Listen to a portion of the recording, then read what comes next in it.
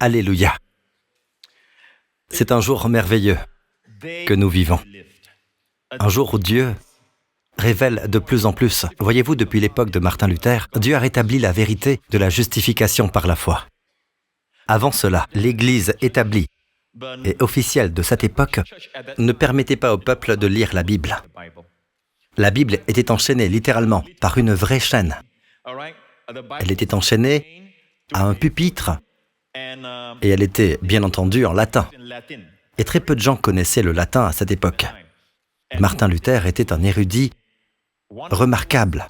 En fait, il a fini premier de sa promotion. Il connaissait l'hébreu, le grec, le latin et c'était un Allemand.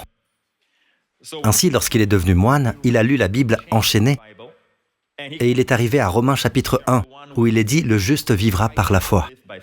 Et il est très intéressant que cette phrase soit répétée 3 fois dans le Nouveau Testament. Une fois dans l'Ancien Testament, dans Habakkuk, d'où elle vient, « Le juste vivra par sa foi ».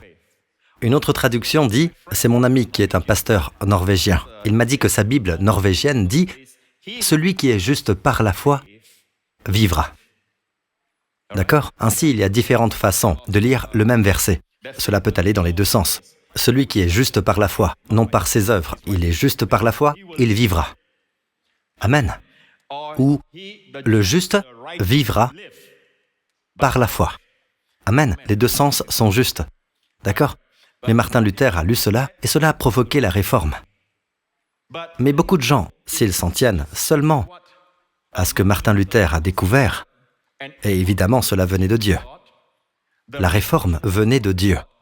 Mais si vous restez seulement là et oubliez que Dieu progresse toujours, le sentier des justes ressemble à la lumière de l'aube. Son éclat grandit jusqu'au milieu du jour, quand nous le verrons face à face.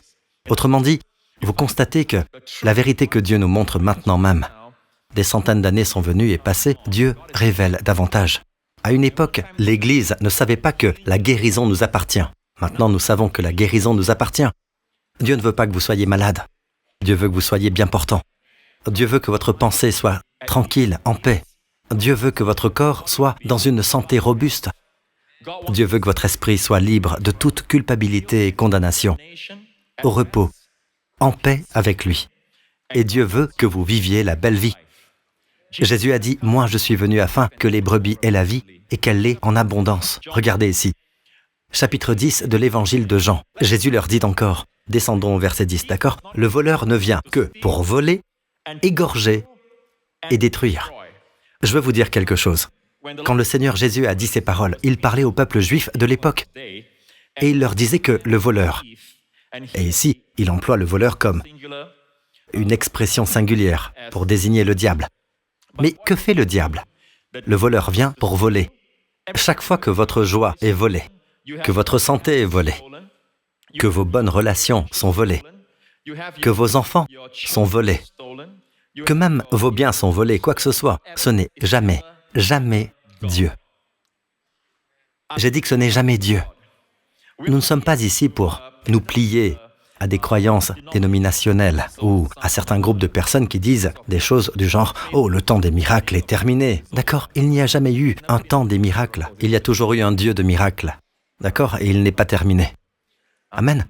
Ainsi, nous voulons que vous sachiez que Dieu veut que vous soyez bien portant. Il veut que vous soyez en bonne santé. Il veut que vous jouissiez de ce que Jésus appelle la vie en abondance. Ainsi, le voleur vient faire tout cela, mais Jésus a dit « Je suis venu afin que les brebis aient la vie et qu'elle l'ait en abondance. » La vie en abondance, disons-le tous. Répétez-le. La vie en abondance. La vie en abondance, ce n'est pas combien d'argent vous avez, combien de voitures vous conduisez, combien de maisons vous habitez. Elle consiste, laissez-moi le dire ainsi, vous savez, vous vous retrouvez à un point où la vie est plus abondante et vous vous dites, c'est bon d'être en vie. Vous avez déjà vécu cela? C'est bon d'être en vie, amen. Il pleut peut-être dehors, vous savez. Le soleil se cache et la journée est un peu sombre et peut-être que vous avez un défi dans votre vie. Tout semble mal tourner à l'extérieur, mais à l'intérieur, vous dites, c'est bon d'être en vie. C'est cela la vie en abondance. Et Jésus est venu vous donner la vie en abondance. Puis-je entendre un bon amen? Louez le Seigneur. Et remarquez que le voleur ne vient que pour voler, égorger et détruire, dit Jésus.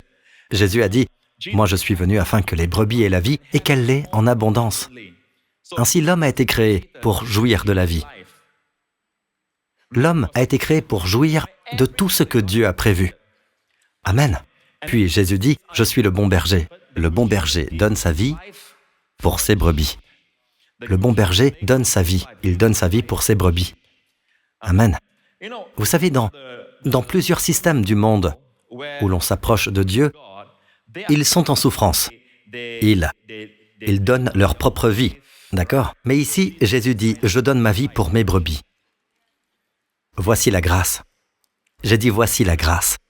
Amen.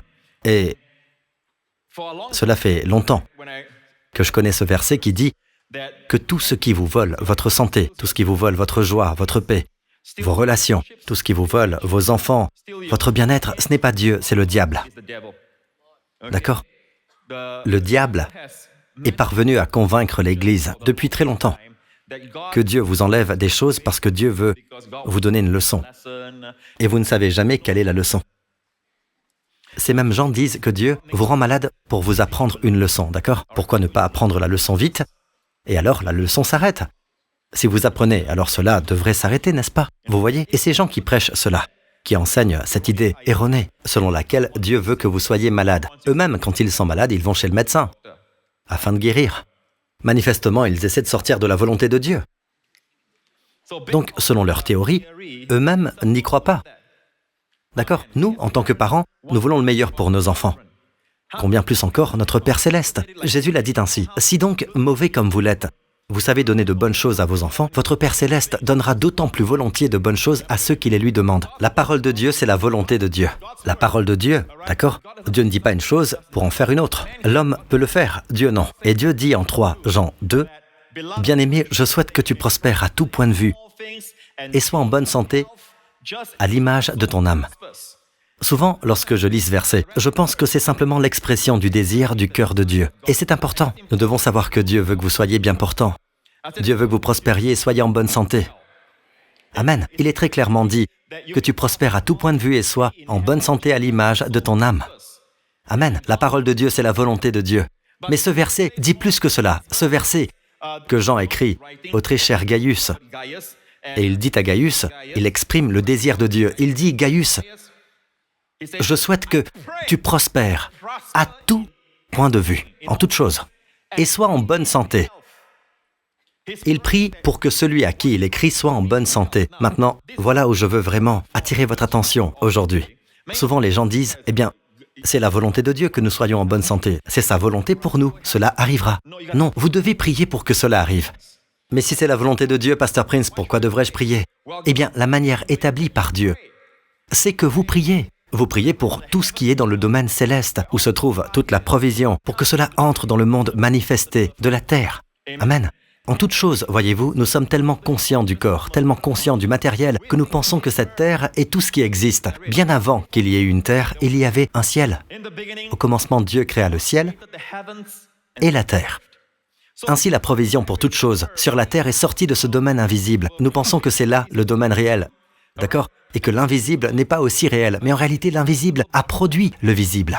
L'invisible a fait naître le visible. Le non manifesté a produit le manifesté. Et parce que nous sommes dans le manifesté et le visible, nous avons l'impression que c'est plus réel. Quoi que vous voyiez, la Bible dit que les réalités visibles sont passagères. D'accord? Et les invisibles sont éternels. Puis-je entendre un bon amen? Avec cela à l'esprit, comprenez que toute la provision dont vous avez besoin est dans le ciel. Amen. Vos bénédictions sont dans le ciel, dans les lieux célestes, dit la Bible. Mais vous devez prier pour que cela se manifeste. Il existe un enseignement selon lequel, si c'est la volonté de Dieu, vous n'avez pas besoin de prier. Cela se manifestera. Mais ce n'est pas vrai, car ici il est dit « Bien-aimé, je souhaite ». Et le mot « souhaite » ici, « eukomai », signifie littéralement le mot « prier ». Je souhaite que tu prospères à tout point de vue et sois en bonne santé, à l'image de ton âme. Quand avez-vous prié la dernière fois pour votre petite fille afin qu'elle soit en bonne santé? À quand remonte la dernière fois que vous avez prié pour votre mari, pour sa santé? C'était quand la dernière fois que vous avez prié pour vous-même afin que vous prospériez et soyez en bonne santé? Et pourtant la Bible dit que nous devons prier pour que ces choses arrivent. Et là encore, les gens disent, eh bien, Pasteur Prince, si c'est la volonté de Dieu, pourquoi prier? Dieu sait, et c'est la volonté de Dieu. Si c'est la volonté de Dieu, il suffit, selon moi, de remercier Dieu et simplement tout prendre par la foi. Non, mes amis, écoutez, il y a une relation impliquée. Je veux vous parler d'une histoire dans l'Ancien Testament, celle des enfants d'Israël. Et juste avant qu'ils ne soient en captivité à Babylone, le roi de Babylone à cette époque, vous le savez tous par vos livres d'histoire, c'était le roi Nabuchodonosor. Et il est venu en Israël et il a emmené les enfants d'Israël en captivité. Ils ont été en esclavage pendant de nombreuses années. Nous verrons tout à l'heure combien de temps ils y sont restés, d'accord? Avant que cela n'arrive, Dieu leur a dit encore et encore, « N'adorez pas les idoles, n'adorez pas d'autres dieux. Je suis votre protection. Je le suis. » Voyez-vous, mes amis, sans la protection de Dieu, même l'air que vous respirez, vous ne savez pas quelle sorte d'air c'est. Sans la protection de Dieu, peu importe votre intelligence, vos doctorats, vous ne pouvez pas être au bon endroit, au bon moment. Seul Dieu peut faire cela pour vous. Nous dépendons tellement de Dieu. Nous n'avons pas besoin de plus de preuves venant de la vie, de la nature, de la terre elle-même, pour savoir que le prochain train ou le prochain avion dans lequel vous montez pourrait être le dernier. Pas besoin de preuves pour savoir cela. Nous savons qu'il y a beaucoup d'insécurité dans le monde. Nous avons besoin de Dieu. Et seul Dieu peut être celui qui vous place au bon endroit au bon moment. Amen. Mais Dieu ne vous imposera pas ses bénédictions. Dieu ne vous imposera pas son salut. Dieu ne vous imposera pas sa santé. Il ne vous imposera pas sa bonté. Si Dieu pouvait vous forcer à prendre ce qu'il veut que vous preniez, la terre ne serait pas déchue aujourd'hui. Dieu aurait arrêté le tout premier homme avant qu'il ne touche aux fruits que Dieu lui avait interdits. Amen. Et pourquoi cet arbre était-il là? Parce que cet arbre doit être là, car Dieu a donné à l'homme un libre choix. Si tout sur la terre est bon et qu'il n'y a rien de mauvais pour l'homme, alors il n'y a plus d'exercice du libre choix. Si tout est bon, ce n'est qu'un mirage, ce n'est qu'une apparence. Car si tout ce qui entoure l'homme est bon, il ne peut pas exercer son choix, il n'y a rien qui ne soit pas bon. Alors Dieu devait placer là un arbre qui n'est pas bon pour l'homme, afin que l'homme exerce son libre choix et dise « Dieu, parce que je t'aime, je ne mangerai pas de cet arbre ». Et l'homme a échoué. Vous comprenez donc? À cause de cet échec. Avant cela, il n'y avait pas de vieillissement, il n'y avait pas de maladie, il n'y avait pas d'infirmité, il n'y avait pas de stress, il n'y avait pas de mort. Mais après cela, tout cela est venu sur l'humanité. Cela ne change toujours pas le fait que ce n'est pas le désir de Dieu pour l'homme. Dieu voulait que l'homme vive pour toujours jeune, toujours fort, toujours en bonne santé, d'accord? Vous dites, eh bien, Pasteur Prince, je ne crois pas au péché ni à tout cela. Croyez-vous à la mort? Êtes-vous allé à un enterrement récemment? Êtes-vous passé devant un enterrement récemment? Question, pourquoi y a-t-il des enterrements? Pourquoi y a-t-il la mort? Et pouvez-vous accepter la mort? Honnêtement, au plus profond de votre cœur, si vous êtes vraiment honnête, pouvez-vous accepter la mort comme quelque chose qui fait partie de l'homme? Non. Personne de sensé ne dira oui. Quelque chose en nous dit que nous ne sommes pas faits pour vivre ainsi. Nous ne sommes pas censés mourir. Et savez-vous qui pense ainsi? Dieu. Le verset le plus court de la Bible est « Jésus pleura ». Et l'endroit où vous le trouvez, c'est lorsqu'il s'est rendu aux funérailles de Lazare. Jésus pleura. Un peu plus tard, il va ressusciter Lazare d'entre les morts. Pourquoi a-t-il pleuré? Je crois qu'il a pleuré parce qu'il les a vus pleurer, tous, et qu'il savait qu'il y aurait bien plus de pleurs à l'avenir. D'accord? Il savait que ni lui ni son père n'avaient pour plan que les hommes ne meurent, qu'ils vieillissent, se dégradent et meurent. Ce n'était pas son plan. Amen. Jésus nous a appris à prier, que ta volonté soit faite sur la terre comme au ciel. Eh bien, y a-t-il quelconque dégradation dans le ciel? Non. Vous cueillez une fleur, une autre fleur prend sa place. Rien ne meurt dans le ciel. Il n'y a pas d'hôpitaux dans le ciel. Il n'y a pas de cimetière dans le ciel.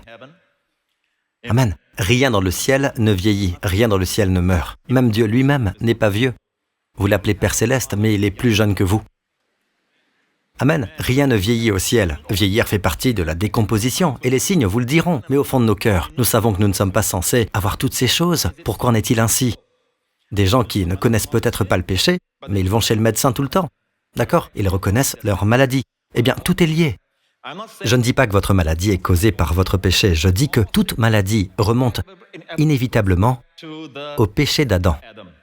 S'il n'y avait pas eu le péché, il n'y aurait pas de maladie. il n'y aurait pas de mort. Quand Jésus est venu sur la terre, il nous a montré à quoi ressemble la volonté de son Père. Jésus a dit, « Celui qui m'a vu a vu le Père ». Il allait de lieu en lieu en faisant le bien et en guérissant tous ceux qui étaient sous la domination du diable. Il a ouvert les yeux des aveugles, ouvert les oreilles des sourds, purifié les lépreux. Il a ressuscité les morts. Jésus allait partout en guérissant. Voilà la volonté du Père. Et la Bible dit que lorsqu'il a été cloué en la croix, dans Ésaïe 53, je vous montre rapidement ce verset. Mais lui, il était blessé à cause de nos transgressions. Je veux m'arrêter ici et vous dire quelque chose. Au sujet de la loi de Dieu, nous ne sommes pas sous la loi, nous sommes sous la grâce. Et la loi signifie, écoutez bien, œil pour œil, dent pour dent. Tu me casses une dent, je te casse une dent, d'accord? Tu frappes mon enfant, je te frappe. Voilà le fond de la chose. Il y a aussi, nous connaissons tous, œil pour œil, mais en réalité dans la loi, il est dit œil pour œil, dent pour dent, blessure pour blessure, plaie pour plaie. Tu me fais une plaie, je te rends une plaie. Ça, c'est la loi. Je vais vous dire ce qu'est la grâce. Par ces blessures, je suis guéri. Amen. Nos péchés ont blessé le Fils de Dieu.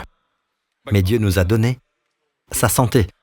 Ce n'est pas coup pour coup, c'est blessure pour guérison. Cela dépasse l'homme, voilà la grâce. Amen. Puis-je entendre un bon amen? L'homme a mis son Fils sur la croix. C'est presque comme si l'homme disait, voilà ce que nous pensons de toi, Dieu. Tiens, voilà ton Fils. Tu nous as donné ton Fils. Je sais qu'il allait partout guérissant les malades, ressuscitant les morts, aimant les enfants, multipliant 5 pains et 2 poissons pour nourrir plus de 10 000 personnes. Mais voilà ce que nous pensons de ton Fils. Mettez-le sur la croix. Et pour eux, la croix est le lieu de la malédiction. Parce qu'elle vous suspend entre le ciel et la terre. Vous n'êtes pas digne du ciel, pas digne de la terre non plus. Voilà ce que nous pensons de ton Fils. Ils l'ont mis sur la croix. Et Dieu dit, voilà ce que je pense de vous. Je vais utiliser la croix, vous aimez, et utiliser la croix comme le lieu où tous vos péchés prennent fin lorsque Jésus-Christ a tout achevé à la croix. Parce que Jésus deviendra l'agneau de Dieu pour ôter votre péché. Voilà l'amour. Voilà la grâce qui dépasse notre intelligence. Tu me frappes, je te frappe, d'accord? Je peux dire que je ne mérite pas ceci, je ne mérite pas cela. Nous comprenons le langage de la loi. Nous ne pouvons pas comprendre le langage de la grâce. Puis-je entendre bon amen? Dieu a pris la chose la plus méchante que l'homme ait jamais faite en crucifiant son Fils, qui allait partout en ne faisant que le bien, en guérissant tous les opprimés. Dieu a pris l'acte le plus mauvais de l'homme et en a fait la plus grande démonstration de son amour. Voilà notre Dieu. Puis-je entendre bon amen? Ce n'est pas la religion, c'est la réalité. La Bible dit donc, mais lui, il était blessé à cause de nos transgressions, brisé à cause de nos fautes. La punition qui nous donne la paix, le shalom, est tombée sur lui. Et c'est par ses blessures que nous sommes guéris. C'est par ses blessures que nous sommes guéris. Par les blessures de Jésus, nous sommes guéris. Amen. Et je ne peux même pas vous dire les milliards de personnes qui, tout au long de l'histoire de l'Église, jusqu'à aujourd'hui, ont été guéries par ce seul verset. C'est par ces blessures que nous sommes guéris. Ce que je vais vous montrer maintenant, c'est qu'il a été blessé à cause de nos transgressions. Il a été frappé par nos fautes et pourtant, par ses blessures, nous sommes guéris. Le mot « guéri » ici parle d'une guérison physique. Vous ne pouvez pas spiritualiser cela. Une guérison physique. Écoutez. Dieu a placé sur le corps de Jésus en la croix non seulement nos péchés, mais aussi nos maladies. Question, est-ce que Dieu déteste le péché? Peuple de Dieu, est-ce que Dieu déteste le péché? Vous avez le droit de répondre, vous savez. Vous avez le droit d'utiliser votre intelligence aussi à l'Église. Est-ce que Dieu déteste le péché? Est-ce que Dieu aime le pécheur? Tout comme pour quelqu'un que vous aimez, mais qui a un cancer. Le cancer dans la personne. Vous aimez la personne, mais vous détestez le cancer. Le cancer, c'est le péché. À quel point détestez-vous le cancer? Cela dépend de combien vous aimez la personne. Savez-vous à quel point Dieu déteste le péché? Beaucoup. Pourquoi? Il vous aime beaucoup. D'accord? Le péché est en vous. Alors commencez partons le péché de la personne. La réponse, c'est la croix. Puis-je entendre un bon amen? Ainsi à la croix, Jésus-Christ a porté vos péchés et regardez bien, il a aussi porté vos maladies. Avez-vous entendu cela? Il a porté vos maladies. Maintenant, est-ce que Dieu déteste le péché? Encore une fois, est-ce que Dieu déteste le péché? Peut-être que ceux qui sont là-haut ont la réponse. Dieu déteste le péché? Oui, ceux qui sont tout là-haut près des cieux. Est-ce que Dieu déteste le péché? Et ils sont tellement glorieux que je ne peux même pas les voir. Ils brillent tellement. Pouvez-vous voir mes yeux? Mes yeux reflètent la gloire que je vois sur vos visages. Je ne peux même pas voir votre visage. Oui, Dieu déteste le péché. Vous devez en arriver au point où vous savez que Dieu déteste la maladie. C'est pourquoi Dieu l'a placé sur Jésus en la croix. De même que Jésus a porté nos péchés que Dieu déteste, Jésus a porté nos maladies que Dieu déteste. Vous devez en arriver au point où vous savez que Dieu déteste la maladie. Quand Jésus voit une maladie, il ne peut que la guérir. Quand il était sur cette terre, n'est-ce pas? Vous devez savoir que Dieu déteste cela. D'une certaine manière, lorsque nous prions pour la guérison, nous avons cette idée qu'il faut persuader Dieu. Vous savez, Dieu dirait « Faites de votre mieux, priez. Peut-être que je serai d'humeur à vous guérir aujourd'hui. Peut-être que je me laisserai convaincre. Parce qu'après tout, la maladie peut vous rendre plus patient. La guérison pourrait tout simplement gâcher le processus. Allez, faites de votre mieux. Allons. » Nous avons cette idée de Dieu. C'est pour cela que nous avons besoin de repentance. Nous avons besoin de changer notre manière de penser à propos de Dieu. La repentance envers Dieu, c'est changer d'avis à propos de Dieu. Dieu déteste la maladie. Comment est-ce que je le sais? Parce que le même corps de Jésus qui a porté nos péchés, a porté notre maladie et Dieu déteste le péché. C'est pourquoi Dieu l'a placé sur Jésus pour qu'il la porte à notre place. Par conséquent, Dieu déteste la maladie parce que Dieu l'a placé sur Jésus pour qu'il la porte à notre place. Amen. Je vais vous dire autre chose. Dieu déteste la mort. Dieu déteste la mort. Chaque larme que vous versez lors d'un départ d'un être aimé, Dieu la ressent. C'est pourquoi le verset le plus court dit « Jésus pleura ». Il n'a jamais voulu que cela existe. Amen. Et s'il vous plaît, ne soyez pas si enfantin au point de dire des choses du genre « Vous savez, Pasteur Prince, pourquoi Dieu ne ferait-il pas simplement un geste de la main et tout irait bien ?» Dieu le peut. Dieu peut faire cela. Vous savez comment, n'est-ce pas? En nous effaçant. En commençant une nouvelle création. Pourquoi? Dieu n'y est pas obligé. Dieu n'a pas à être politiquement correct, vous savez. Dieu n'a pas à impressionner qui que ce soit. Dieu n'a pas à être dans les petits papiers des journalistes, à impressionner qui que ce soit. Il pourrait simplement faire « pchit » et c'est fini pour nous. Et oui, il ne nous doit pas d'excuses, il ne nous doit pas de réponse. Mais Dieu ne fait pas cela. Il ne fait pas ça.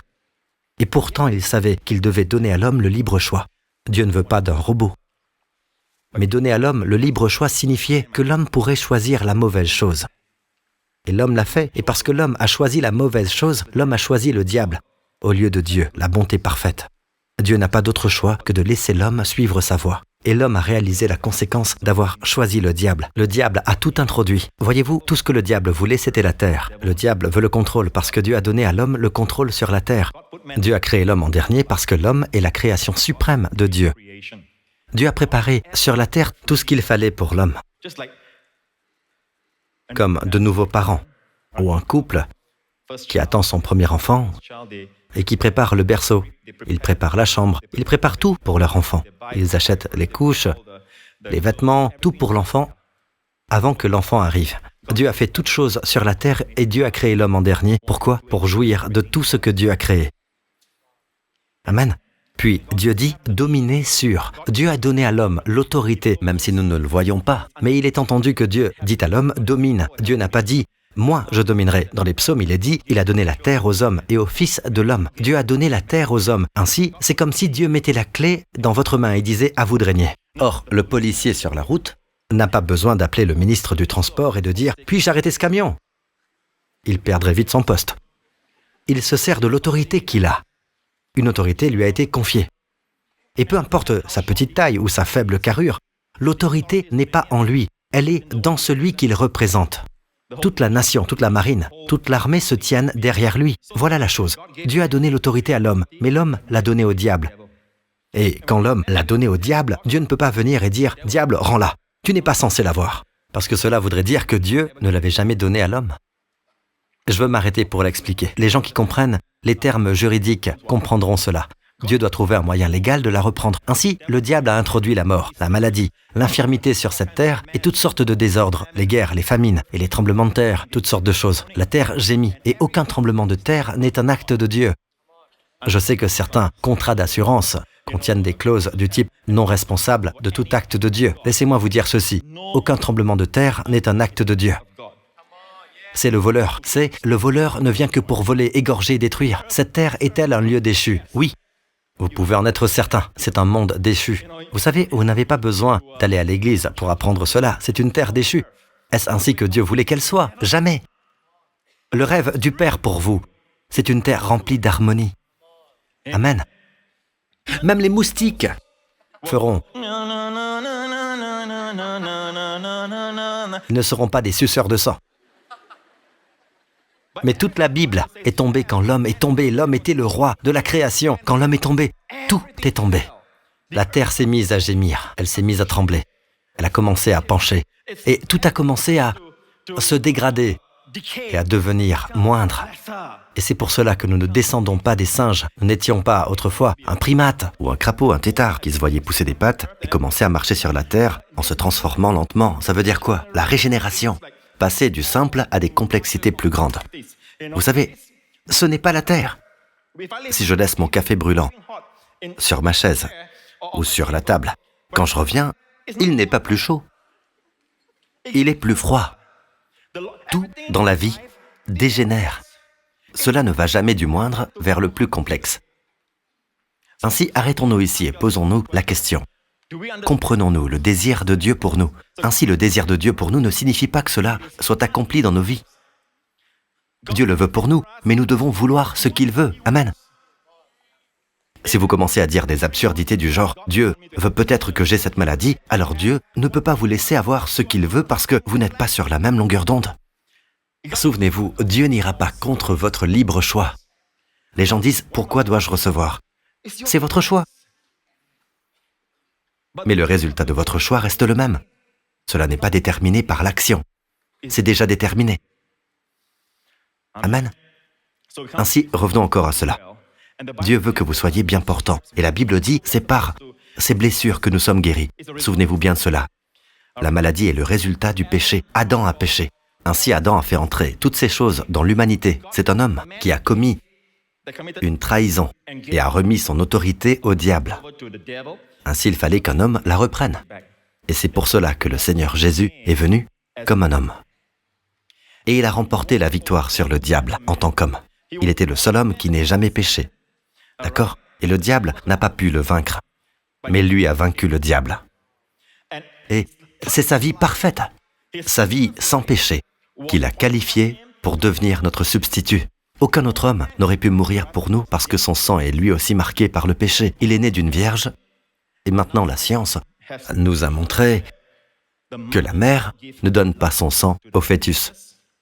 La mère ne donne que de la nourriture au fœtus et le placenta emporte les déchets du fœtus vers la mère. Le sang ne passe pas dans le placenta puis dans le bébé, c'est prouvé. Ainsi, Jésus est né d'une vierge. Tout son sang venait de son Père céleste. Il avait un sang sans péché et il est né pour mourir. Aucune autre personne, aucun bébé. Quand un bébé vient au monde, personne ne pense que ce bébé est né pour mourir. Ce bébé, le seul à Bethléem, est né pour mourir. C'est pour cela qu'ils l'ont mis dans le tombeau. La mangeoire était en pierre. C'est une image en Israël. Quand vous allez à son tombeau vide à Jérusalem, vous voyez exactement la mangeoire surdimensionnée, qui est un tombeau. C'est une image montrant qu'il allait mourir, d'accord? Il est né pour mourir comme l'agneau de Dieu, notre substitut. L'amour de Dieu n'est-il pas prodigieux? Je ne me lasse jamais de le prêcher. Et je prie que vous ne vous lassiez jamais de l'entendre et que vous continuiez à en jouir. Puis-je entendre un bon amen? Ainsi, Dieu veut que vous soyez bien portant. Cela ne veut pas dire que vous le serez. D'accord? Mais Dieu veut votre coopération. Priez pour que cela arrive. Amen. Ainsi, revenons au 3e épître de Jean, chapitre 2. Il dit « Je souhaite que tu prospères à tout point de vue et sois en bonne santé à l'image de ton âme. » À l'image, c'est katos en grec, ce qui veut dire dans la mesure où. Dans la mesure où votre âme prospère. Vous allez prospérer et être en bonne santé. Et pourtant, en même temps, prospérer, en grec, est à la voix passive. Être en bonne santé, en grec, est à la voix active. Pourquoi je dis cela? Vous savez ce que sont le passif et l'actif, n'est-ce pas? Le passif veut dire quoi? Vous êtes celui qui reçoit. L'actif veut dire que vous êtes celui qui donne ou qui agit, n'est-ce pas? Mais prospérer est à la voix passive, qui veut dire que lorsque votre âme prospère, souvent vous voyez des gens prospérer à l'extérieur dans leur vocation, dans leurs affaires, dans leur ministère, des choses comme ça. Mais la santé semble être un défi. Pourquoi? Parce que la santé est active. Cela n'arrive pas automatiquement. Vous devez prier pour que cela arrive. Vous m'écoutez, peuple de Dieu? Et pourtant, ce n'est pas enseigné. Les gens disent des choses, même d'où je viens, dans mon parcours, je connais des enseignants qui disent « Vous n'avez pas besoin de prier pour la santé. Priez seulement pour la guérison si vous êtes malade, d'accord? Vous n'avez pas besoin de prier pour la santé Dieu veut déjà que vous soyez en bonne santé. Non, vous devez prier pour la santé. Ce passage nous dit très clairement que Jean prie pour la santé de Gaius. Je souhaite que tu prospères à tout point de vue et sois en bonne santé. Je prie pour vous tous au nom de Jésus et pour tous ceux qui regardent. Que Dieu vous fasse prospérer en tout. Et Dieu, Père Céleste, accorde-leur la santé divine. Une santé divine, pas une santé naturelle, qu'ils obtiennent à la salle de sport ou par les exercices qu'ils font, Seigneur, par les régimes qu'ils suivent, Seigneur. Mais la santé divine, indépendante de toutes ces choses, une santé robuste, une santé combative. Je prie cela pour eux, pour tous ceux qui entendent ma voix, au nom de Jésus. Et le peuple de Dieu dit « Amen ». Vous sentez cela? Ça fait du bien. Cela fait du bien. Maintenant, si je suis pasteur, et que ma pensée ressemble à ceci, peut-être que Dieu veut que vous soyez bien portant, peut-être pas. Que sera, sera, Abraham, Abraham. Ce qui doit arriver, arrivera. Vous pouvez prier, mais nous ne savons pas ce qui va se passer. Or, cela, ce n'est pas actif. Ce n'est pas actif. Le dernier sermon que je vous ai prêché à tous, vous vous souvenez? J'ai parlé de Jésus lavant les pieds des disciples. L'un des derniers actes qu'il a accompli avant d'aller à la croix, de manière visible, c'est que les disciples l'ont vu leur laver les pieds. Puis-je vous poser une question? Souffrait-il d'une sorte de maladie pour qu'il leur lave les pieds? Y avait-il un besoin réel? Y avait-il un vrai besoin concret? Avait-il des douleurs?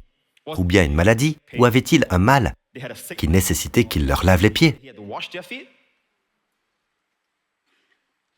Écoutez, c'était un pur acte de confort physique. C'était simplement pour leur confort physique. Cela ne répondait à aucun besoin concret, en laissant de côté la vérité spirituelle, mais en parlant de l'acte lui-même. Cela ne répondait à aucun besoin concret qu'ils avaient. Ils ne souffraient ni de maladie ni d'infirmité. C'était simplement pour leur confort physique. Waouh! Qu'il est bon. Qu'il est aimant. Quel Dieu plein de grâce. Il a même pris soin de leur confort physique. Notre Dieu s'est sacrifié pour nous. Pouvons-nous comprendre cela? Non, nous ne pouvons pas le comprendre avec notre intelligence humaine. Il faut la lumière de Dieu pour comprendre ces choses. Et c'est pour cela que la grâce n'est pas naturelle. Elle doit être constamment gardée devant le peuple. Amen. Maintenant, autre chose à ce sujet. À l'image de ton âme.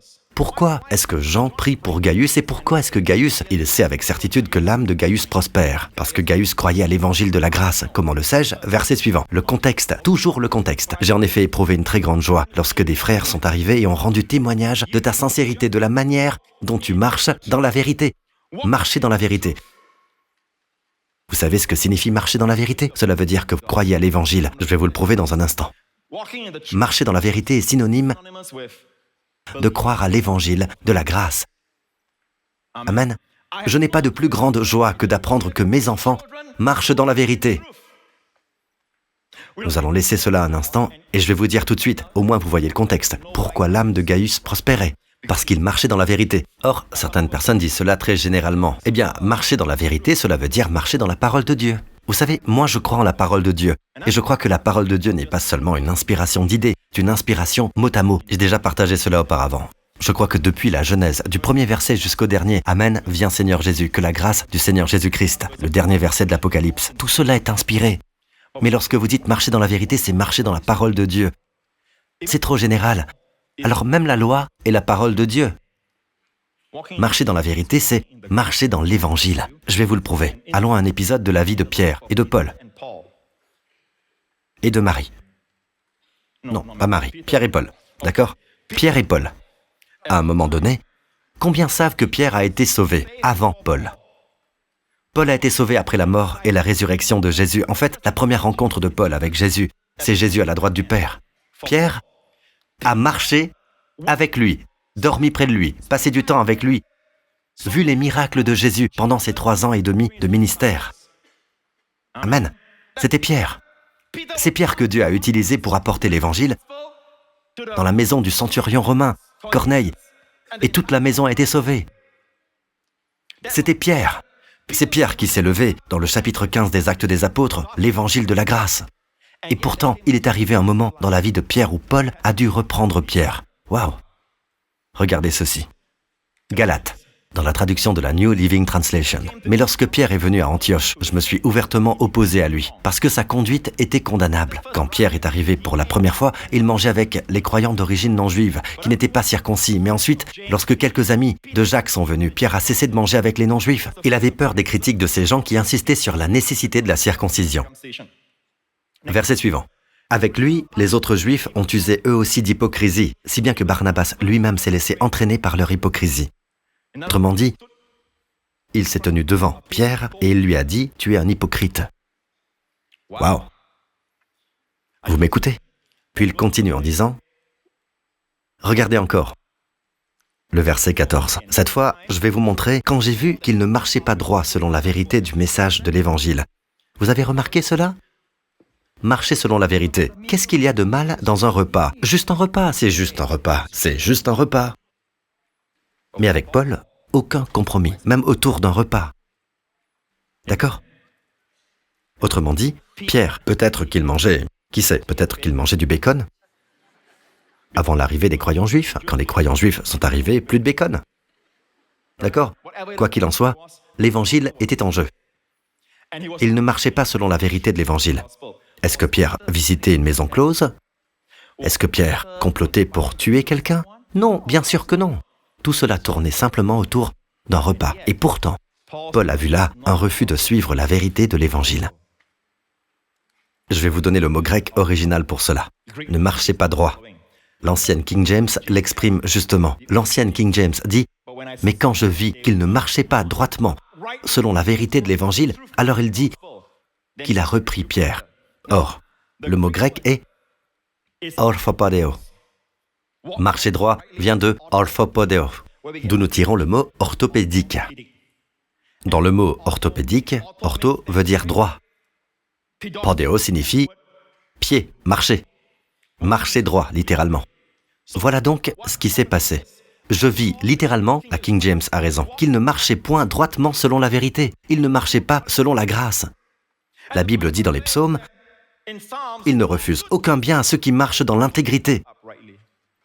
À l'époque, il était sous la loi, sous la grâce. Qu'est-ce que marcher selon la vérité? C'est croire à la grâce. Marcher dans la grâce de Dieu. Vous m'écoutez, peuple de Dieu? Vous apprenez tous quelque chose? Revenons à la 3e épître de Jean. Donc, 3e épître de Jean. Maintenant, qu'est-ce que marcher dans la vérité? C'est croire à l'Évangile. Et devinez quoi? Vous commencerez à prospérer et vous serez en bonne santé. Pourtant, vous devez prier. Vous devez prier. Même si c'est la volonté de Dieu, vous devez quand même prier. Je vous explique. Dans l'Ancien Testament, c'est par là que je commençais à vous parler de tout ça. Dans l'Ancien Testament, Dieu leur a dit de ne pas adorer les idoles. Et Dieu leur a envoyé prophète après prophète, messager après messager pour les avertir de ne pas s'éloigner de lui. Finalement, ils se sont mis à adorer d'autres dieux et ont cessé d'adorer le vrai Dieu d'Abraham, d'Isaac et de Jacob. Et ils ont commencé à offrir des sacrifices à leur Dieu et non des sacrifices d'expiation au vrai Dieu. Qu'est-ce que Dieu a fait? Dieu a envoyé le roi Nabuchodonosor, le roi de Babylone, et les a tous emmenés en captivité à Babylone. Mais Jérémie a prophétisé à cette époque qu'ils y seraient pendant un temps. Regardez ce que dit Jérémie. Tout ce pays deviendra une ruine, un endroit dévasté, et ces nations seront esclaves du roi de Babylone. Pendant combien d'années? Pendant 70 ans. Il y a une limite dans le temps. Ils seront en captivité pendant combien de temps? 70 ans. C'est ce que Jérémie, le prophète, a dit. Dans le chapitre 29 du livre de Jérémie, en revanche, voici ce que dit l'Éternel. Dès que 70 ans seront passés pour Babylone, j'interviendrai en votre faveur. J'accomplirai ce que je vous ai promis en vous ramenant ici. Alors qu'est-ce que Dieu leur a dit? Après 70 ans de servitude, dans un pays étranger, à Babylone, sous le roi Nabuchodonosor, et d'autres rois après lui, au bout de 70 ans, Dieu dit « J'interviendrai en votre faveur, j'accomplirai ce que je vous ai promis en vous ramenant chez vous, au pays d'Israël. » Comme ce que Dieu a fait aussi en 1948, d'accord? Ainsi, à cette époque, Dieu les a ramenés après 70 ans de captivité. Alors, puisque Dieu l'avait promis, pourquoi prier?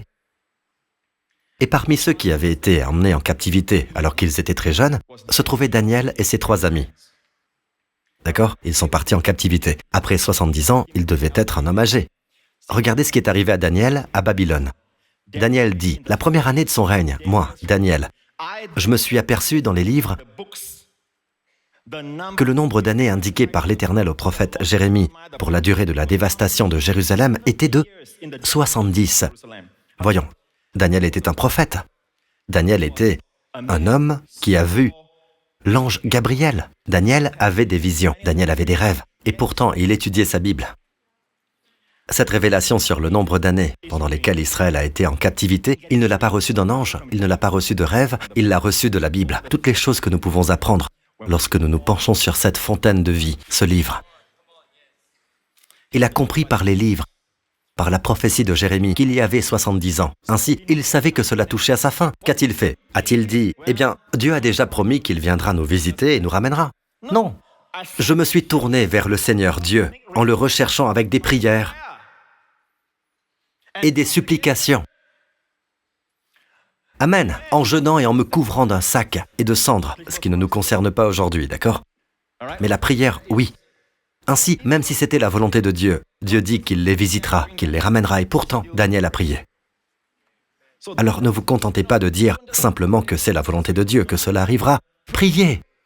Quand est-ce la dernière fois que vous avez prié pour votre mari afin qu'il prospère dans ses affaires, qu'il soit en bonne santé? Je ne crois pas à la prospérité juste pour le succès personnel, le « je me moi », le « donne-moi tout ce que tu peux me donner ». Ce n'est pas quelque chose d'égoïste, mais Dieu veut que vous prospériez parce que les pauvres ne peuvent pas aider les pauvres. Les malades ne peuvent pas aider les malades. Seuls ceux qui vont bien peuvent aider les malades. Seuls ceux qui vont bien peuvent visiter les malades.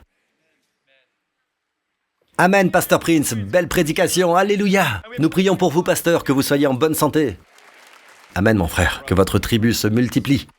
Est-ce que quelqu'un vous a déjà dit que vous êtes plutôt beau, hein? D'accord. Je vais vous montrer autre chose. Il y a une révélation fraîche que Dieu m'a donnée pendant mon temps d'étude. Je vais la partager avec vous. Et Dieu m'a dit, faute de cette révélation, mon corps est malade. Le corps de Christ, le corps est malade, a-t-il dit. Cette révélation est prodigieuse. Je n'ai jamais entendu quelqu'un prêcher cela. Je ne l'ai jamais lu. Je vais vous montrer le chapitre 53 du livre d'Ésaïe, d'accord? Il a été blessé à cause de nos transgressions, brisé à cause de nos fautes. La punition qui nous donne la paix est tombée sur lui, sur Christ. Et c'est par ces blessures que nous sommes guéris. Nous étions tous comme des brebis. Nous tous comme quoi? Ainsi, juste après, c'est par ces blessures que nous sommes guéris. Que dit-il? Nous étions tous comme des brebis égarées. Chacun suivait sa propre voie et l'Éternel a fait retomber sur lui nos fautes à tous. Alors, regardez maintenant ce passage comparatif. Juste après, c'est par ces blessures que nous sommes guéris. Il dit, nous étions tous comme des brebis égarées. Chacun suivait sa propre voie. Allez au chapitre 2 de la première épître de Pierre. Jésus a lui-même porté nos péchés dans son corps à la croix afin que, libérés du péché, nous vivions pour la justice. C'est par ces blessures que vous avez été guéris, n'est-ce pas? Maintenant, regardez. Vous étiez en effet comme des brebis égarées, exactement comme dans Ésaïe 53, sauf pour cette différence. Mais maintenant, vous êtes retournés vers le berger et le protecteur de votre âme. Et le Seigneur m'a dit ceci, le jour où le peuple de Dieu me verra comme un berger, pas seulement dans sa tête, mais me connaîtra vraiment comme un berger. Ces jours de maladie seront terminés. Maintenant, avant d'applaudir, n'empiétez pas sur mon temps, écoutez. De toutes les images de Dieu dans la Bible, dans l'Ancien Testament et le Nouveau Testament ensemble, dans l'Ancien et le Nouveau Testament, Dieu est représenté comme un rocher. Dieu est représenté comme un feu. Dieu est représenté et décrit comme un roi. Parmi toutes les images de Dieu, dans l'Ancien et le Nouveau, l'image numéro 1 la plus fréquemment employée, c'est le berger. Le berger. Et le jour où vous cessez de sentir qu'un berger, un bon berger veille sur vous, qu'un bon berger vous conduit, que le bon berger vous restaure, que le bon berger fait que sa bonté et sa miséricorde vous poursuivent.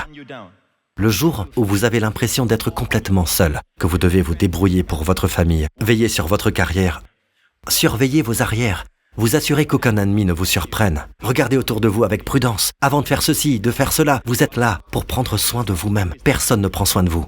Vous commencez à tomber malade. Vous m'écoutez? La révélation de la guérison et du berger. Nous étions comme des brebis égarées. Voilà pourquoi nous sommes malades. Mais maintenant, nous ne sommes plus des brebis égarées. Nous sommes maintenant retournés Maintenant, je vais vous montrer tout de suite comment nous lisons la Bible. Nous sommes maintenant retournés vers le berger, le protecteur de notre âme et le surveillant de nos âmes. Vous savez comment nous lisons cela? Vous voyez, Pasteur Prince, vous devez encore revenir au berger. Vous devez encore revenir au berger. Cela repose encore sur vous. Je vais vous montrer tout de suite que le mot grec pour retourner, ce n'est pas actif. Ce n'est pas vous qui le faites. C'est vous qui êtes ramenés. C'est passif. La voix ici en grec est au passif. Vous avez maintenant été retournés au berger. Vous savez qui l'a fait? Le Saint-Esprit. Voyez-vous, quand Jésus a raconté la parabole de la brebis perdue, il parle d'un fermier, ou plutôt d'un berger. Comment un fermier s'est glissé là? Bref, un berger avait 100 brebis. Il en a perdu une. Il laisse les 99, et aucun berger ne fait cela, d'accord?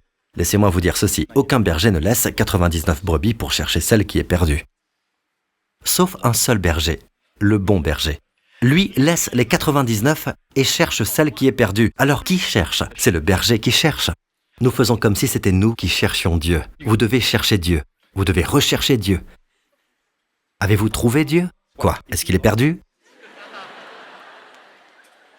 Allons, c'est vous qui êtes perdu. C'est moi qui suis perdu. Oui, revenez ici. Ainsi, vous avez été retourné, c'est passif, pas actif. Ce n'est pas vous qui revenez. Vous avez été ramené. Ainsi, le berger a perdu la brebis. Le berger a cherché la brebis. Le berger a trouvé la brebis en train de pleurer, transi de froid, seul, affamé. Le berger a pris la brebis. Le berger a pris la brebis. Ainsi, la brebis se repose sur sa force. Le berger a ramené la brebis à la maison. Le berger a dit, « Réjouissez-vous avec moi. » Qu'a fait la brebis? Ce n'est pas mon histoire, au fait. C'est une parabole de Jésus. Le berger a tout fait. Qu'avons-nous fait? Nous avons fait une chose. Nous avons bêlé bien fort. Voilà la prière. Une autre chose que nous avons faite, c'est que lorsqu'il nous a portés, il nous a placés sur ses épaules, nous nous sommes laissés reposer. Comme ça. Voilà ce que nous avons fait. Voyez-vous, le salut n'est rien d'autre que consentir à être sauvé. C'est consentir à être sauvé. Consentir à être aimé. Amen. J'ai de la peine pour ceux qui ont des poèmes du genre « Je suis le capitaine de mon destin, je suis le maître de mon sort ». Vous savez, vous les voyez mener leur vie, ils ne veulent même pas le dire à leur femme. Vous savez, ils essaient de paraître stoïques, vous savez, forts, mais à l'intérieur, ils s'effondrent. Parce que Dieu n'a jamais voulu que vous soyez votre propre maître. Dieu voulait que vous soyez aimé, que l'on prenne soin de vous comme d'une brebis, et lui, il est le bon berger. Des brebis bien nourries font de bons bergers. David, avant de devenir roi, David qui a terrassé Goliath, le géant, avant qu'il ne devienne roi, parfois je me dis, bon, ce n'est pas viril, moi je suis un vrai dur. Un vrai homme est un homme qui s'appuie fortement sur Dieu, comme David. David a terrassé le géant Goliath. Vous savez pourquoi? Parce qu'il dépendait du Seigneur. Quand le Seigneur est dans votre vie, si vous êtes une femme, votre féminité est portée à son plein épanouissement. Si vous êtes un homme, votre masculinité est portée à son plein épanouissement. Il ne vous rend pas moins homme, il fait de vous un véritable homme. Alors, n'ayez pas cette idée, je suis un homme, je subviens moi-même à mes besoins et tout. Non, non, non, vous allez craquer, vous serez stressé, vous vieillirez plus vite et mourrez plus jeune. Ne vivez pas ainsi. Vous êtes fait pour vivre aimé. Vivez une vie aimée, aimée par lui. Faites votre travail en étant aimé. Reposez-vous en étant aimé. Quand vous faites des projets, faites-les sachant que vous êtes aimé par votre bon berger. Puis-je entendre un bon amen? Ainsi, le Seigneur dit que c'est lui qui nous ramène. Nous nous laissons aimer par lui. Et j'ai dit tout à l'heure que de bons bergers sont d'abord de bonnes brebis. Elles se laissent conduire par leur berger. David en est un bel exemple. Il a terrassé Goliath. Il est devenu le plus grand roi qui ait jamais vécu. Mais pourquoi Dieu l'a-t-il fait roi? Dieu dit, je t'ai vu prendre soin des brebis. Pourquoi était-il un bon berger? Je t'ai pris en pâturage derrière les brebis pour que tu sois chef sur mon peuple, sur Israël, a dit Dieu à David. David était un berger qui prenait soin de vraies brebis, mais en plus, il a écrit le psaume 23. L'Éternel est mon berger. Ainsi David se voyait comme une brebis. Ensuite, je ne manquerai de rien. Lo ersar, aucun manque. Aucun manque de paix. Aucun manque de finances. Aucun manque de santé. aucun manque de faveur, aucun manque dans ma vie, parce que l'Éternel est mon berger. L'Éternel est mon berger. Amen. Puis il dit, il me fait prendre du repos. Qui le fait reposer? Lui-même? Non, c'est Dieu, le Seigneur, le bon berger, qui le fait reposer dans des pâturages bien verts. Il me dirige. Ce n'est pas moi qui me dirige. Il me dirige près d'une eau paisible. Il me redonne des forces. Il me redonne des forces. Vous m'écoutez, peuple de Dieu? Le monde est ainsi fait. Le monde dit, vous feriez mieux de vous diriger vous-même, vous feriez mieux d'être vigilant, sinon votre concurrent passera devant vous, vous feriez mieux de rouler plus vite, regardez, il vous coupe la route. Le monde est comme ça, vous feriez mieux d'apprendre tout ce que vous pouvez. Alors il est très facile d'amener les parents singapouriens à investir dans des cours et tout. Dites-leur simplement que les examens approchent, nous proposons les meilleurs cours. D'accord? Utilisez des phrases auxquelles les parents sont particulièrement sensibles. Et vous verrez que les parents tomberont dans le panneau. Vous voyez tous ces cours se remplir à toute vitesse. Non, ils ne sont pas tous mauvais. Oui, je ne dis pas ça. Je dis juste qu'il y a beaucoup de spécialistes du marketing. Voyez-vous, vous avez peur. Je dois en profiter, vous savez. Vous avez peur d'être laissé de côté. Mais si je vous disais que vous avez un bon berger, plus grand que vous, qui voit plus loin que vous, et qui ne peut faire aucune erreur, qui vous aime parfaitement, il prendra soin de vous sur la durée. Qu'en dites-vous? Que diriez-vous de vivre une vie en étant aimé? Que diriez-vous d'une vie de repos? Et, Pasteur Prince, et si je passe à côté? Si vous passez à côté? Hein? Et si mon fils ne réussit pas à ses examens? Alors, il ne les a pas réussis. Ce n'est pas la fin du monde. Il pourrait même gagner mieux qu'un diplômé d'université. Je connais des gens comme ça. Faisons de notre mieux, mais sans stress. Vivez la vie dans le repos. Nous avons un bon berger. Je dis que nous avons un bon berger. Vous m'écoutez? Vous savez, je peux préparer mes sermons et tout, mais quand je monte ici, ce que j'oublie, je l'oublie. Ce que je reçois, je le reçois. À cet instant, je fais simplement confiance à mon berger pour fournir la nourriture. Vous êtes sa responsabilité, pas la mienne. Amen.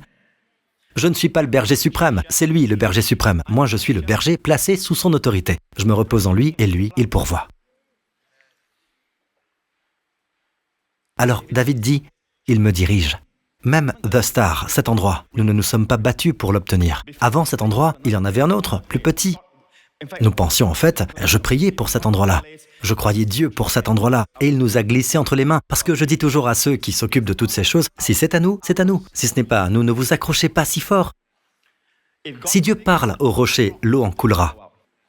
Si Dieu ne parle pas, vous forcez le rocher, quelque chose en coulera. Votre sang.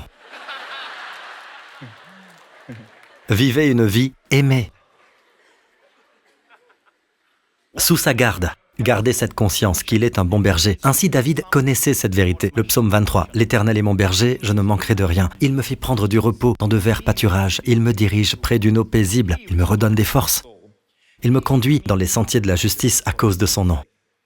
Même quand je marche dans la sombre vallée de la mort, je ne redoute aucun mal, car tu es avec moi. Ta conduite et ton appui. Tout cela sont des images du berger et de la brebis. Voilà ce qui me réconforte. Tu dresses une table devant moi, en face de mes adversaires. Tu verses de l'huile sur ma tête et tu fais déborder ma coupe. Oui, le bonheur et la grâce m'accompagneront. Il se voyait comme une brebis éveillée, conduite, prise en charge. Le bonheur et la grâce le traquaient. Et il est devenu un grand berger. L'une des dernières paroles de Jésus à Pierre, juste avant son ascension, a été celle-ci. « Nourris mes agneaux. Prends soin de mes brebis. Nourris mes brebis. » Amen. Nous étions tous comme des brebis égarées dans le contexte de « c'est par ces blessures que nous sommes guéris ». Mais maintenant vous êtes retournés vers le berger, le gardien de vos âmes. Vivez guéris. Amen. Je vais terminer avec ceci. Dans le chapitre 23 du livre de Jérémie, c'est arrivé partout dans le monde. Il y a une révolution de la grâce partout dans le monde. Et Dieu dit, et c'est une prophétie, je rassemblerai moi-même le reste de mes brebis de tous les pays. Je vais partager cela avec vous en deux volets, d'accord? Premièrement, c'est ce qui se passe dans la prophétie aujourd'hui à travers le monde. Et deuxièmement, votre mise en pratique personnelle. Je rassemblerai moi-même le reste de mes brebis de tous les pays où je les ai chassés. Avant de vous montrer cela, revenons un instant au chapitre 10 de l'évangile de Jean, encore une fois. Vous vous souvenez que je vous ai dit, le voleur ne vient que pour voler, égorger et détruire. Dans quel contexte cela se trouve-t-il? Regardez. Moi, je suis le bon berger. Autrement dit, faute de cet enseignement sur le berger.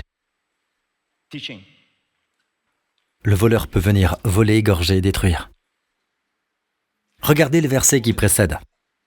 Jésus dit, « En vérité, je vous le dis, je suis la porte des brebis. Tous ceux qui sont venus avant moi sont des voleurs et des brigands, mais les brebis ne les ont pas écoutés. » Des voleurs et des brigands. Vous savez, les pharisiens, ce sont des enseignants religieux. Il n'a pas dit que les propriétaires de maisons closes sont des voleurs et des brigands. Il n'a pas dit que les collecteurs d'impôts sont des brigands. Tous ceux qui sont venus avant moi, dans le contexte de la conduite des brebis, en matière de leadership, c'étaient les pharisiens qui avaient cette attitude de supériorité spirituelle. Il les a appelés voleurs et brigands. Je vais vous dire ceci. La plus grande manière dont le diable se déguise, c'est en prédicateur, en enseignant religieux. Et il vous dit que Dieu veut que vous soyez malade, que Dieu veut que vous soyez ruiné, que Dieu veut que vous soyez dans la souffrance. Non, il y a une souffrance pour les chrétiens, mais ils souffrent par leur foi. Cela s'appelle la persécution. La seule souffrance que vous subissez, c'est parce que vous tenez ferme dans votre foi. Mais à part cela, vous n'êtes pas censé subir la maladie, l'infirmité. Il ne le veut pas pour nous. Et si vous avez une douleur dans votre corps, n'en ayez pas honte, mais tendez la main et saisissez votre guérison. Ainsi ces voleurs offrent un enseignement religieux.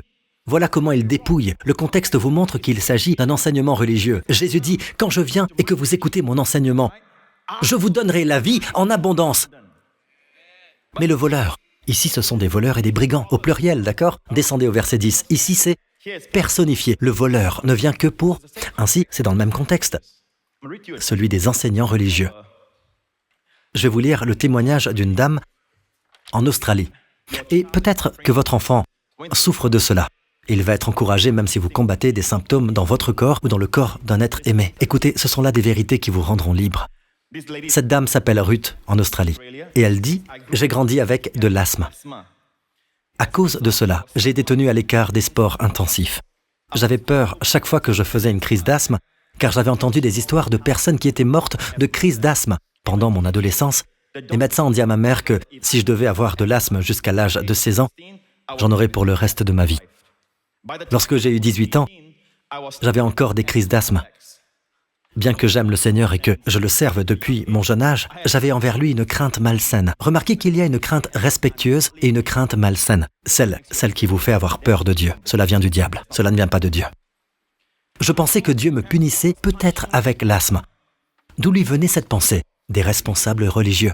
Le voleur ne vient que pour voler, égorger et détruire. Je ne comprends pas les gens qui essaient d'enseigner à partir de la Bible pourquoi vous devriez être malade. C'est ça, la maladie.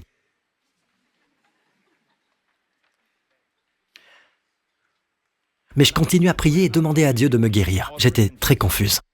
Quand j'ai eu 18 ans, j'ai quitté la maison pour étudier. Et pendant mes études, j'ai découvert le message de grâce du pasteur Prince. Je l'ai écouté pendant quelques mois et finalement, c'est devenu clair que Dieu m'aime malgré mes mauvaises croyances. Et non seulement Dieu m'aimait, mais il a laissé son Fils mourir pour tous mes péchés. J'ai aussi compris que mon Père Céleste ne m'avait pas donné l'asthme pour me punir parce que son Fils, Jésus, a déjà été puni en la croix à ma place et qu'il avait emporté mon asthme. Avec cette révélation, j'ai prié et j'ai demandé à Dieu de me guérir de l'asthme. Beaucoup de gens prient pour que Dieu enlève la maladie, mais elle a prié à cause de la révélation. C'est tellement important, peuple de Dieu. Depuis cette prière, l'ennemi a essayé d'installer la peur en moi en me disant que Dieu ne m'avait pas guéri. L'ennemi mettait sur moi des symptômes d'asthme et me disait d'utiliser l'inhalateur. Mais je continue à déclarer, c'est par ces blessures que nous sommes guéris. Je ne nie pas le fait que l'asthme était là, mais j'ai nié son droit de me faire du mal. Elle a reçu un bon enseignement. Quand j'ai eu 22 ans, je me suis retrouvé complètement libéré des symptômes de l'asthme. Cela fait 4 ans, n'est-ce pas? Cela a été pour moi un processus pour recevoir une percée complète. Aujourd'hui, je suis instructrice de fitness qualifiée en Australie. Je ne suis plus privée d'activité physique à cause de l'asthme. En fait, pendant l'une de nos séances d'entraînement de fitness, j'ai pu partager mon témoignage. Toute la gloire et toute la louange reviennent à Dieu. Amen, amen, amen, amen, alléluia. Encore un témoignage. Et celui-ci vient d'un pasteur. Des vies de pasteurs sont en train d'être transformées. D'accord? Et ce n'est pas tout, il y a aussi des enfants. J'ai eu un pasteur un jour, enfin, pas un pasteur, mais un enseignant biblique. Il était assez connu dans son pays, aux États-Unis. Il est en fait venu me parler et nous avons parlé de l'évangile de la grâce. Il n'était pas d'accord avec moi sur plusieurs points. Cela n'a pas d'importance. Pour ma part, je respecte ceux qui viennent me parler. Amen. Ce qui s'est passé, c'est que cette année, rien que la semaine dernière, j'ai entendu ce témoignage. Son fils s'est éloigné du Seigneur pendant un temps. Et son fils est maintenant au début de la vingtaine. Et devinez quoi? Son fils a trouvé mon livre, l'a lu et il est revenu au Seigneur. Et c'est le père qui a partagé ce témoignage. Le fils fréquente maintenant une école biblique. D'accord? Alors, peuple de Dieu, souvenez-vous toujours que la puissance est dans le message. Pour ceux qui combattent la grâce, vous devriez avoir des témoignages de personnes qui disent des choses du genre « Après avoir découvert que j'ai été libéré de ce genre de grâce, ma vie a changé. » Vous devriez avoir des témoignages comme cela. Car des témoignages, il en arrive chaque semaine, semaine après semaine. Nous n'avons même pas le temps de les lire. Chaque semaine, il en arrive. Il ne s'agit pas seulement de « Oh, je suis libéré de la culpabilité, je suis libéré de la condamnation. » C'est plus que ça. Je suis libéré de l'addiction à la pornographie. Je suis libéré de cette addiction à la drogue. C'est la guérison. Et je vous le dis, si c'est une hérésie, alors cela glorifie Jésus et apporte de l'aide au peuple de Dieu. Amen. Ce pasteur de Caroline du Nord, aux États-Unis. Je suis pasteur dans une église en Caroline du Nord, mais je travaille à temps plein en dehors du ministère. Je suis aussi d'un séminaire théologique en ligne. Je prêchais une vie droite et j'essayais de vivre droit et de faire toujours davantage pour servir Jésus. La vie était très exigeante et je me sentais en train de m'épuiser. J'ai envisagé de me retirer du ministère pendant un moment pour terminer mes études. C'était trop pour moi. J'avais aussi environ 15 années de lutte avec une addiction au tabac à chiquet. Vous connaissez le tabac à chiquet? Ils mâchent le tabac puis le crachent. Et eux, quand ils crachent, enfin, le crachoir peut se trouver à 3 mètres et ils peuvent viser et cracher directement dans le crachoir. Vous savez, ils sont vraiment habiles pour cela. J'ai vu ça dans des séries de cow-boys. Du tabac à chiquet. 15 années de lutte. 15 ans, d'accord? Un dimanche, je me suis même tenu en chair et j'ai confessé mon addiction.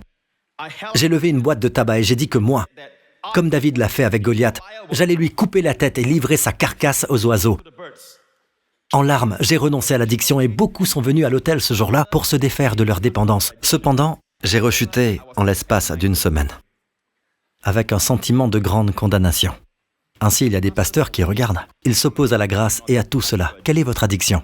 Oui, doctrine mise à part, quelle est votre addiction? Vous savez, au bout du compte, mes amis, c'est à l'usage qu'on voit le résultat. D'accord? Et pour certains d'entre vous, je suis un libre penseur. Êtes-vous vraiment libre de penser? Si vous pensez à des femmes nues tout le temps, vous n'êtes pas libre de penser. Si vous pensez constamment à des saletés, vous n'êtes pas libre de penser, non. Ne dites pas que vous êtes des libres penseurs quand vous êtes en esclavage. Je vous le dis, quand Jésus vous libère, vous serez réellement libre. Ne laissez pas les gens dire « je suis un libre penseur ». Vous n'êtes pas libre de penser. Le chemin de vos pensées est toujours le même. Vous avez besoin d'être libre. Je veux que vous soyez des penseurs libres. Dieu veut que vous soyez des penseurs libres. Il veut que notre pensée soit libre. C'est une autre chose, n'est-ce pas? Le pasteur Prince nous a enseigné aujourd'hui. Qu'avez-vous appris? Il nous a enseigné aujourd'hui à être des penseurs libres. C'est pour cela que j'ai des ennuis. Alors, 15 années de lutte. Oui, ils aiment toujours faire croire que nous sommes en esclavage et qu'eux sont libres. Voyez-vous, eux sont en esclavage. Ils sont esclaves du péché, ils ne peuvent pas s'empêcher de penser à certaines images dans leur esprit. Ils n'y peuvent rien. Et c'est comme les gens qui fument. Ils disent toujours « je peux arrêter n'importe quand ». Je peux arrêter quand je veux, oui, bien sûr. Le pire genre d'addiction, ce sont ceux qui ne peuvent pas admettre qu'ils ont une addiction. Voyez-vous, ceux qui sont malades ont besoin d'un médecin. Il n'y a aucune condamnation. Aucune condamnation. Si quelque chose vous tient, c'est pour cela que Jésus est venu. Jésus dit, « Hé, vous savez quoi? Pas de bluff, pas de faux semblants. Venez à moi tel que vous êtes, je vous aime tel que vous êtes, et je vous rendrai libre. » Ce sont les pharisiens qui ne peuvent pas recevoir, n'est-ce pas? Permettez-moi de terminer cela. Ainsi, ce pasteur, 15 années d'addiction au tabac à chiquet. Ainsi, même s'il avait vu des gens s'avancer, lui-même a renoncé à l'addiction. Mais après une semaine, il y était revenu. Cependant, j'y suis retourné en l'espace d'une semaine. J'ai ressenti une grande condamnation. Je suis persuadé que beaucoup d'autres qui se sont avancés à l'autel ce jour-là n'ont pas eu une victoire durable non plus. Je n'ai pas cessé de combattre. J'ai arrêté plusieurs fois. J'ai persévéré. J'ai fini par découvrir Joseph Prince Ministries et un ami m'a donné le livre Destiné à régner. J'étais stupéfait par ce que j'entendais et lisais parce que je n'avais jamais entendu l'évangile présenté de cette manière. J'ai su que c'était la vérité et cela a commencé à me libérer. J'ai entendu le pasteur Prince prêcher un sermon où il disait que la solution était d'arrêter d'essayer de vaincre par mes propres forces et de confesser au Seigneur, « Seigneur, moi je ne peux pas, mais toi, tu peux. » Cela est devenu ma devise. Et j'ai cessé d'essayer d'arrêter le tabac. Je ne me sentais plus coupable et j'ai confessé que, même si ce tabac n'était pas bon, Dieu ne m'aime pas moins si j'en prends. Je peux maintenant témoigner que je ne touche plus au tabac depuis 7 mois. Chaque fois qu'une envie surgit, je dis au Seigneur que je sais que ce qu'il a pour moi vaut bien mieux que le tabac. Loué soit Dieu. Ce message de faveur imméritée a changé ma vie et mon ministère. Je prêche et j'enseigne désormais la grâce chaque fois que je monte en chair. Alléluia. Loué soit le Seigneur. Terminons avec ceci. Comme je l'ai dit, chapitre 23 du livre de Jérémie. Regardez ici, je rassemblerai, Dieu parle, je rassemblerai moi-même le reste de mes brebis de tous les pays où je les ai chassées, je les ramènerai dans leur domaine. Elles se reproduiront et deviendront nombreuses. Remarquez, de tous les pays. C'est ce qui se passe à notre époque, peuple de Dieu. Dieu ramène le peuple juif de partout sur la terre. Ils reviennent tous en Israël. Quelle qu'en soit la raison, Dieu accomplit la prophétie biblique. Dieu les ramène dans leur pays. Cela ne pouvait pas arriver à l'époque de Jérémie. Ils ne sont revenus que d'un seul endroit, Babylone. Voici la prophétie pour notre époque, de tous les pays. Les Juifs reviennent. Puis Dieu dit, je placerai à leur tête, quoi? Des bergers. Des bergers qui prendront soin d'elles. Ainsi, cette révélation du berger et de la brebis va devenir forte dans les derniers jours. Et c'est pour cela que la maladie, entre autres, va devenir un facteur de moins en moins présent parmi le peuple de Dieu à cause de cette révélation du berger. Je placerai à leur tête des bergers qui prendront soin d'elles. Pas les battre, prendront soin d'elles. J'ai dit, prendront soin d'elles. Savez-vous que le mot berger et le mot nourrir en hébreu sont le même mot? Raha. Rapidement. En hébreu, c'est Raha. L'hébreu se lit de droite à gauche comme le chinois, d'accord? Resh, Aïn, Hey. Hey est le symbole de notre Église, n'est-ce pas? Notre icône, notre identité visuelle. Nous utilisons Hey parce que c'est une image de la grâce. Je l'ai déjà enseigné auparavant. Je ne vais pas tout répéter. C'est une image de la grâce. Ra'a. C'est soit berger, soit nourrir. C'est pareil. Ils emploient le même mot pour berger ou faire paître, d'accord? Maintenant, regardez. Comment nous nourrissons-nous? De la grâce, n'est-ce pas? Ra'a. Nourrissez-vous de la grâce. Maintenant, enlevez la lettre de la grâce, le He. Enlevez-la. Savez-vous ce que cela forme en hébreu? Ra. Ra signifie le mal. Sans la grâce, vous vous nourrirez du mal. Savez-vous pourquoi les gens se nourrissent du mal, d'addiction, d'esclavage? Pourquoi? Même s'ils savent que cela leur nuit. Ils disent qu'ils peuvent arrêter quand ils veulent. N'est-ce pas? Ils s'enfoncent toujours plus dans l'esclavage. Leurs mains tremblent quand ils n'en ont pas. Ils ne vivent pas la vie en abondance parce qu'ils ne se nourrissent pas de la grâce. Quand la grâce n'est pas là, c'est le mal. Ra. Revenons à la prophétie. Nous allons conclure avec cela. Je placerai à leur tête des bergers, le mot Ra'a, qui prendront soin d'elles. Ra'a. Elles ne connaîtront plus la peur quand vous êtes sous un berger oint, d'accord? 3 choses arriveront aux personnes qui se placent sous un berger qui vient de Dieu dans ces derniers jours. Elles n'auront plus de crainte, premièrement. Deuxièmement, elles ne seront plus abattues, plus découragées. Troisièmement, elles ne manqueront de rien. L'Éternel est mon berger, je ne manquerai de rien. 3 choses, plus de peur, plus de découragement, plus de manque. Du manque de santé, du manque de provision, plus de manque, dit le Seigneur. Ainsi, nous voyons que le berger les nourrit. De quoi les nourrit-il? Quand cela arrivera-t-il? Verset suivant. Voici que les jours viennent, déclare l'Éternel, où je donnerai à David un germe juste. Il régnera avec compétence. Ici, il s'agit de Jésus-Christ, notre Seigneur. Il exercera le droit et la justice dans le pays. Verset suivant. À son époque, Juda sera sauvé et Israël habitera en sécurité. Voici le nom dont on l'appellera l'Éternel, notre justice. L'Éternel est quoi? Vous n'êtes pas votre propre justice. Vous n'avez pas à fournir votre propre justice. Vous n'avez pas à produire la vôtre. Le Seigneur est votre justice. Vous restez vous, je reste moi, mais le Seigneur est ma justice. Ce qui signifie que lorsque Jésus est ma justice, Dieu me regarde comme si j'avais un plus pour l'observance de la loi. Ainsi, les bergers, le contexte nous le dit, le berger prend soin d'eux avec la grâce. Il les nourrit de la révélation de sa justice et non de leur justice. C'est un don. Sa justice est un don. Ainsi, cela nous dit que cela arrivera quand ils se nourrissent de cela. Ils n'auront plus de crainte, ne seront plus découragés et ne manqueront de rien. Cela nous dit de quoi il les nourrit, l'Éternel, notre justice. Maintenant, il nous dit que tout cela arrivera. Verset suivant. Voilà pourquoi les jours viennent, déclare l'Éternel, où l'on ne dira plus « L'Éternel est vivant, lui qui a fait sortir les Israélites d'Égypte ». Vous vous souvenez de cette époque, de l'histoire de Moïse, les 10 commandements et tout ça. Le peuple d'Israël disait « L'Éternel est vivant, lui qui a fait sortir les Israélites d'Égypte ». Eh bien, ces jours-là sont terminés, révolus. Dieu dit « Mais où l'on dira « L'Éternel est vivant, lui qui a fait sortir et qui a ramené les descendants d'Israël du pays du Nord ». Vous savez ce qu'est le pays du Nord? Prenez une règle, tracez une ligne droite depuis Jérusalem, tout au nord. Vous traverserez la Russie. Plus précisément, vous traverserez la ville de Moscou. Et dans les années 80, à notre époque, de notre vivant, nous avons vu des Juifs russes revenir du Nord. Et maintenant, ils reviennent de tous les pays. Dieu dit, c'est le temps où vous verrez la révolution de la grâce. Je placerai à leur tête des bergers qui les nourriront avec la révélation de l'Éternel, notre justice. Amen. Ils habiteront alors sur leur territoire. Peuple de Dieu, cette révolution de la grâce que nous vivons a été prophétisée. Ce n'est pas quelque chose qui concerne une église, un ministère. C'est plus grand qu'une église, plus grand qu'un ministère. C'est le ministère de Dieu. Dieu est en train de le révéler et Dieu dit, vous n'aurez plus peur.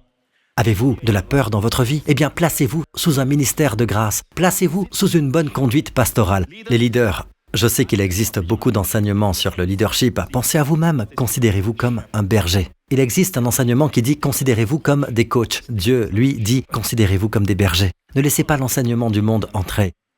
Vous êtes des bergers. Des bergers.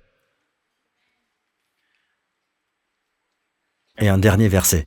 Matthieu 9.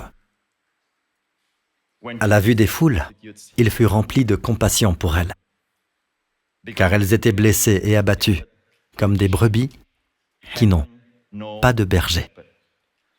Quand Jésus voit des gens s'égarer, quand il voyait les gens sur le flanc de la montagne, au bord de la mer de Galilée, il ne les voyait pas comme des rebelles. Ces gens sont simplement rebelles. Ces gens n'ont pas de cœur pour Dieu. Ils méritent ce qui leur arrive. Oui, pas étonnant qu'ils soient malades, ruinés, misérables et déprimés. Bien fait pour eux. Il n'est pas ce genre d'enseignant religieux. Il les voyait, vous savez quel était le problème? Il les voyait comme des brebis qui n'ont pas de berger. Et c'est pour cela qu'il a eu de la compassion, il était rempli de compassion pour eux. Comment voyons-nous le monde? Ils vous disent qu'ils sont malades. Vous savez, ils vous le disent.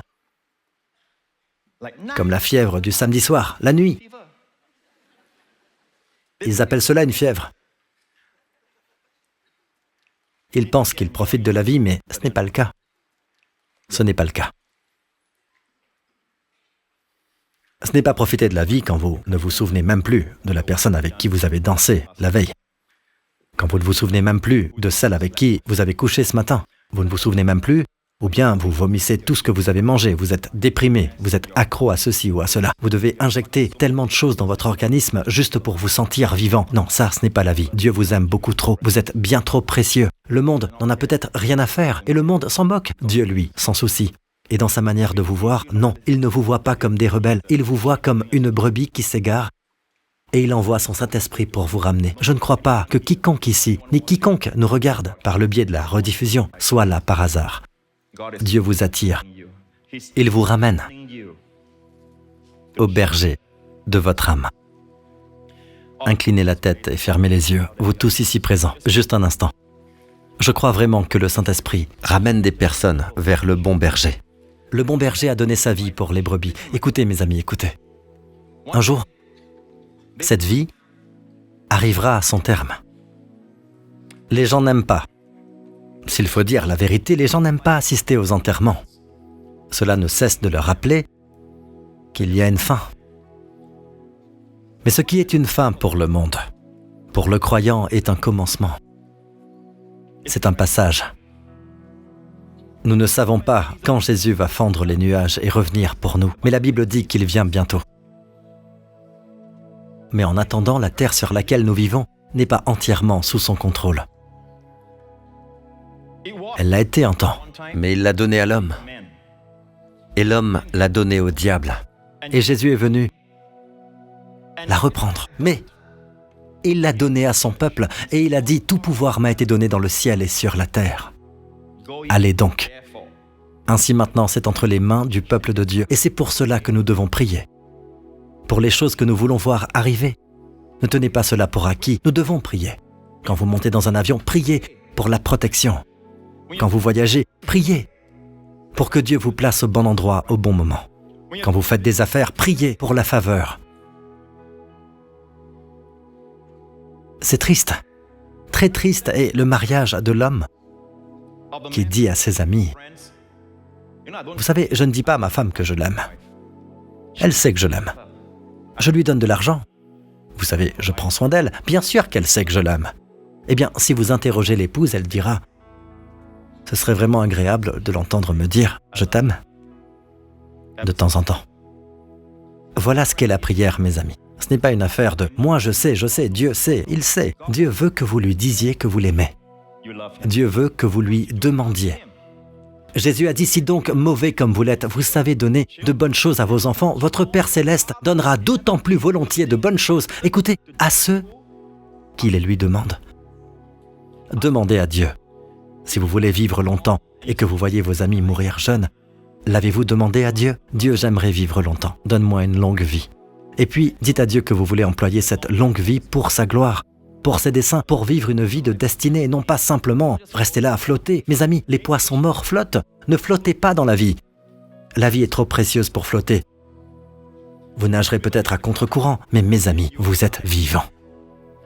Si c'est votre cas, où que vous soyez, mes amis, et que vous vouliez que le Seigneur Jésus-Christ soit votre sauveur personnel et votre Seigneur, vous êtes retourné vers le berger et le protecteur de votre âme. Si c'est votre cas, faites cette prière avec moi maintenant. Vous tous, et vous aussi de la Grace Revolution Church.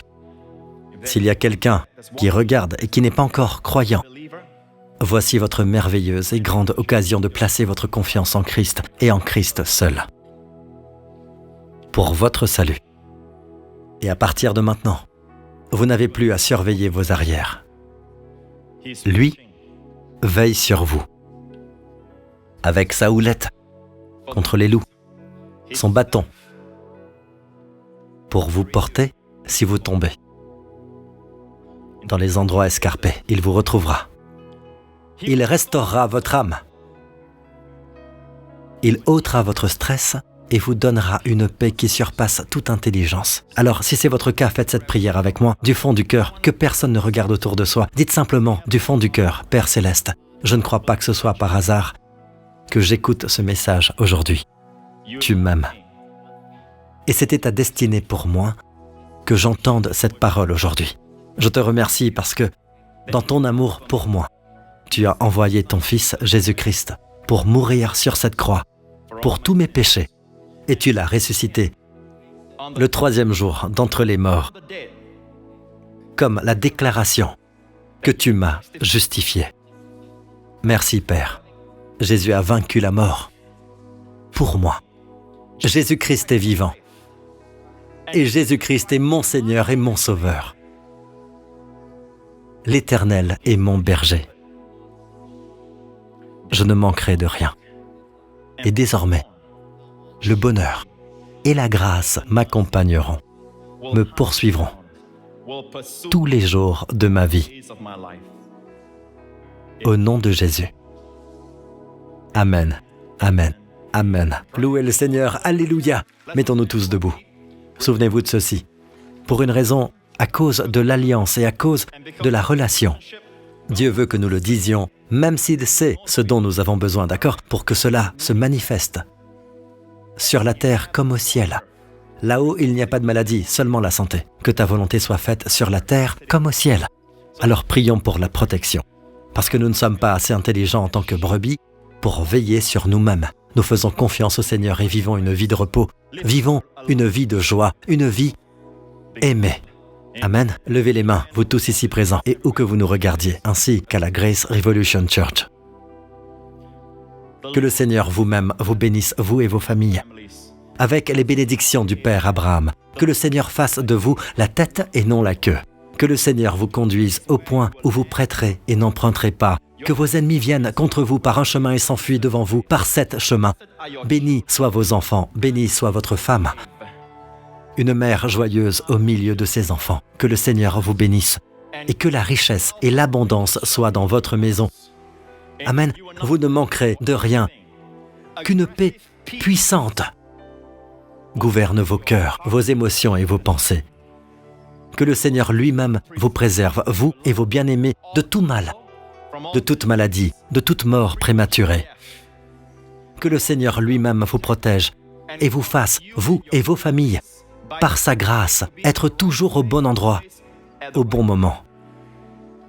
Que le Seigneur tourne son visage vers vous et vos bien-aimés et vous accorde à vous et aux vôtres son shalom, sa paix, son bien-être.